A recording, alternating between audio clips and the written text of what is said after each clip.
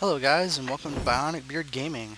I'm your host, Brian, and I wanted to put up this video because Dungeon Fighter Online recently reopened at the hands of Neopal. It's currently an alpha, open alpha, and will be going into closed beta, I believe, on June the 13th. I'm going to go ahead and skip through all this storyline for those of you who haven't seen it already.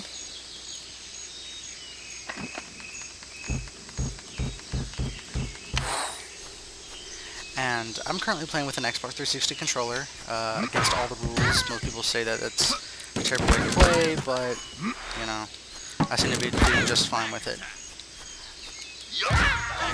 I played the game until I was around level 70, before Nexon had closed it down, and I had originally played as an Asura, and while you do not get your old characters back, if you participate in the alpha now, Neopal is talking about rewarding people who have played this alpha. You will not get to keep your character items, like, you know, avatar items, as Saria is selling avatar items right now for gold, as well as you will lose any and all in-game gold, in-game equipment. In other words, you get to keep your character and name and level, job, class, and profession, what the heck a profession is, and you will get a reward, but otherwise, your character gets reset. You get to keep your level, but you lose all your items. That's because they are dropping crazy amounts of items right now, and double experience events and things like that, so you see pink items everywhere. And they give you like no chance at all to pick up all that stuff. I'm sorry, I can't help if you skip. Anyways, I wanted to just actually show my appreciation to Neopal. Trying to get the word out there about this game. I can't describe how great it feels to have this game back. This game kind of has its own little niche that no other game was able to fill. Even games like Dragon's Nest or some other, like L-Sword, they just couldn't fill the same little gap that Dungeon Fighter filled for me. So hopefully this channel becomes more. I'm hoping to kind of get the word of it, the word about my channel out there. I also create my own little RPG Maker games as well, and I actually expect to be releasing one of those within sometime this year. You have to forgive me, as this is one of my first actual, Let's Play videos, and I'm very new to this, so work with me here, and I promise you won't be disappointed, unless you are disappointed, and then if that's how you want to be about it, then just, there's always those people. Anyways, I'm going to reconfigure my skills here for a second.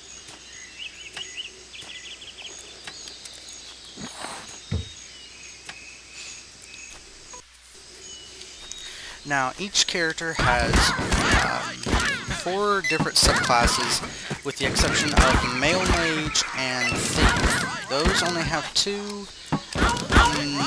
Thief was scheduled to receive 2 other classes, but she never got them. The Male Mage, I believe, is only going to have 2 classes, and that's going to be it. As Dungeon Fighter has closed down for nearly a year now before coming back, a lot of information about the Korean server and what characters we're going to be getting at a later point. I don't have a lot of information on that right now, and I apologize. It's kind of, once they locked us out from over here, all the information just stopped, coming out to English servers, like the English Wikipedia closed down, or what was it, TFO World Wiki? It just stopped updating entirely. So, yeah, bosses have that. They can shockwave you out of the way.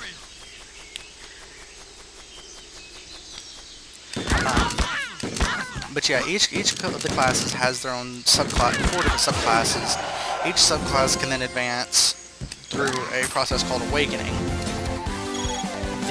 Then some classes already in the Korean version, however, have second awakenings, which allow them to use even higher skills, as well as a new system I think called overclocking. You'll have to excuse me on that. Was introduced where they could use level 30 minus skills, except for summons, with a 1 second cooldown at half damage, but with 20% more speed.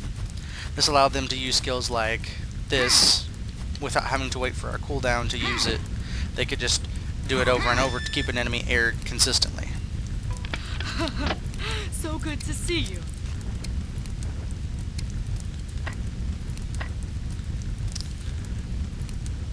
I can't actually show that on camera, so I'm just not going to sell any items right now. The Goblin Pad system is a code that you use to lock down your items in case of somebody accessing your account without your permission. It's to keep them from changing your items around or selling them anyways.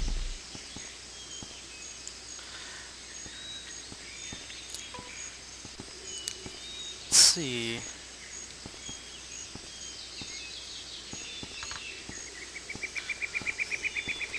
I only plan to do the first 2 dungeons here for my first video.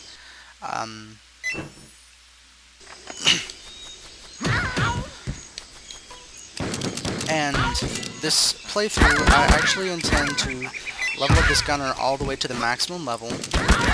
He's going to be a mechanic, which is kind of rare for the male gunner. So, male gunners, as female gunner has a lot better Tempest,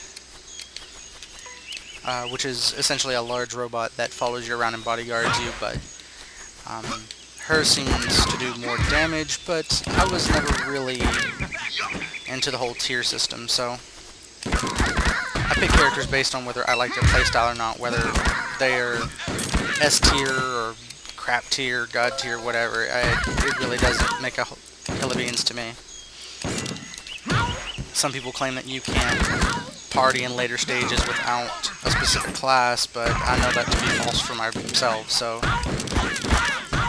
no, I do not suggest playing the later stages without a party. But as for only, always needing a specific type of character for your party, the game would be so unbalanced if that were true. And aside from exorcists and PvP, which, God forbid, you run into one of those, aside from that, the game is actually fairly well balanced, with even the ranged characters not being able to abuse their range all that much against melee characters.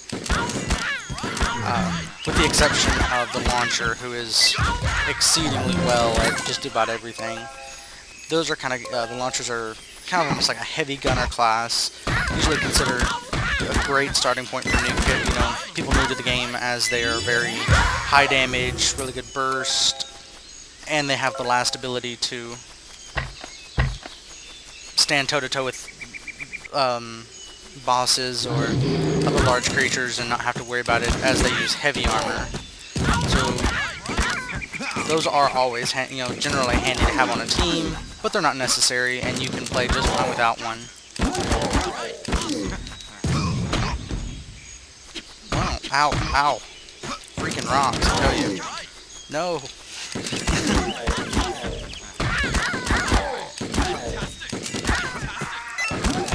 You might notice a white outline sometimes, like as I'm showing here, where I'm stepping backwards. You can cancel your skills in this game to go into new skills. You can actually kind of chain skills together. So that's one of the big highlights of Dungeon Fighter, is chaining your skills together to do large amounts of damage and create large, intense combos that generally you're, very effective at dispatching monsters.